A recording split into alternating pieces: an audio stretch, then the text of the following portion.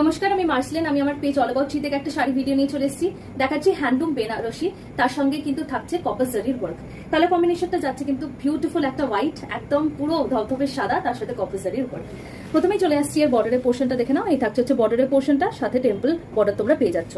All over শাড়িটাতে এরকম সুন্দর তোমরা মোটিভ পাবে, অল ওভার শাড়িটাতে এরকম সুন্দর মোটিভ পাবে। ঠিক আছে, যখনই এবার কুচির পোর্শনটা চলে আসবে তখন এরকম গ্যাপিং এ তোমরা মোটিভগুলো, ডিজাইনস গুলো পাবে, যেটা গ্যাপিং এ থাকবে। ওকে, আঁচলের পোর্শনটা দেখিয়ে দেবো। এই থাকছে হচ্ছে আঁচলের পোর্শনটা, জাস্ট অপূর্ব সুন্দর দেখতে,